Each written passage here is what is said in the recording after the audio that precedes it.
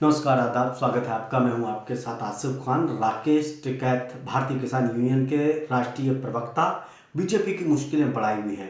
जब से किसान आंदोलन हुआ तब से बीजेपी के खिलाफ वोट देने की अपील कर रहे थे किसानों से, लेकिन 3 कृषि कानून वापस लेने के बाद फिर किसान नेताओं की तरफ से यह बयानबाजी बिल्कुल बंद हो गई कि किस पार्टी के समर्थन में वोट देना है और किस पार्टी के समर्थन में नहीं देना है।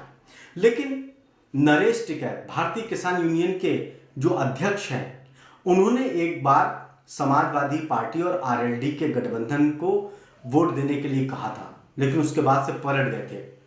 उन्होंने कहा था हम किसी पार्टी का समर्थन नहीं करते, लेकिन इशारों इशारों में सीधे तौर पर बीजेपी का विरोध वो जरूर करते हैं और इशारा करते हैं कि कहाँ वोट देना है, कहाँ नहीं देना है।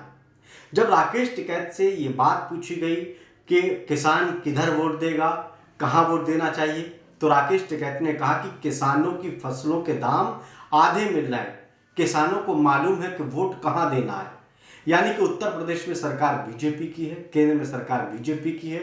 कौन किसानों के फसलों के दाम आधे दे रहा है, सीधे तौर पर इशारा बीजेपी की सरकार की तरफ को था, बीजेपी की तरफ को था। दूसरी चीज, राकेश टिकैत ने एक और बड़ी महत्वपूर्ण बात कही।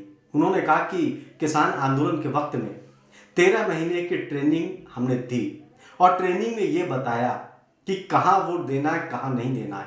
उन्होंने कहा कि क्या अभी भी 13 महीने की ट्रेनिंग देने के बाद भी क्या ये बताना पड़ेगा कि वोट किस पार्टी को देना है, किस पार्टी को नहीं देना है। उन्होंने कहा कि सब मालूम है। इन दो बातों से साफ तौर पर लगता है कि भारतीय किसान यूनियन का ये इशारा है और किसानों को ये बात मालूम है।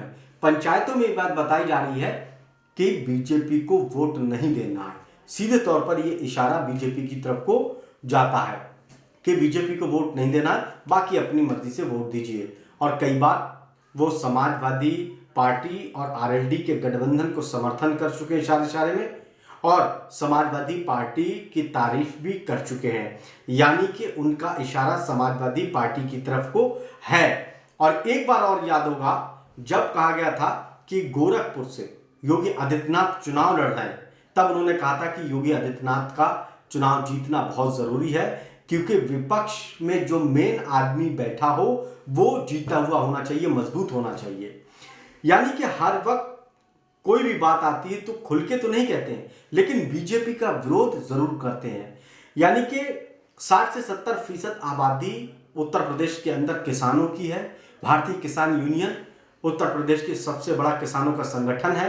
लाखों लोग इस संगठन से जुड़े हैं और भारतीय किसान यूनियन के राष्ट्रीय प्रवक्ता राकेश टिकैत, जो भारतीय किसान यूनियन के स्टार प्रवक्ता हैं और किसानों का बहुत बड़ा चेहरा बनकर उभरे हैं, अगर वो ये बात कह रहे हैं कि बीजेपी को वोट नहीं देना है, इशारे में कह रहे हैं, तो समझिए कि बीजेपी की मुश्किलें काफ़ी ज़्यादा बढ़ सकती हैं।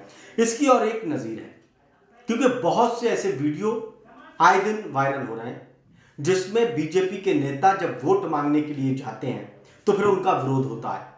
गाँव के कई गांवों में जब बीजेपी के नेता वोट मांगने के लिए गए तो फिर उनको वहां से भागना पड़ा उल्टे पैर।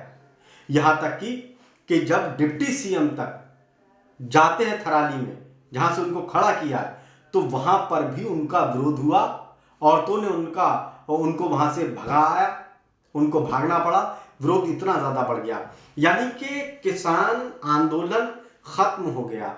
भारतीय किसान यूनियन और तमाम किसानों के विरोध के चलते 3 कृषि कानून वापस सरकार ने ले लिए, लेकिन किसानों की नाराजगी कम नहीं हुई, क्योंकि करीब 1000 किसानों की मौत हुई। 13 महीने तक किसानों ने परेशानियों का सामना करना पड़ा। तमाम उनके ऊपर गंभीर आरोप लगाए। आतंकवादी, खालिस्तानी, पाकिस्तानी और चीन के समर्थक तक उनको कहा गया। ये चीज़ वो भूले नहीं है, इसीलिए उनके दिल में टीस है, गुस्सा है, और इसका खामियाजा बीजेपी को भुगतना पड़ सकता है। बीजेपी चाहकर भी ये नाराजगी खत्म नहीं कर रही है, इसलिए बहुत बड़ी चुनौती बीजेपी के सामने किसानों के तौर पर खड़ी हुई है। अब देखना यह है कि दूसरी पार्टियों को इसका कितना फायदा मिलता है और किसानों की नाराजगी का खामियाजा बीजेपी को क्या कुछ भुगतना पड़ सकता है, यह आने वाला वक्त बताएगा। नमस्कार।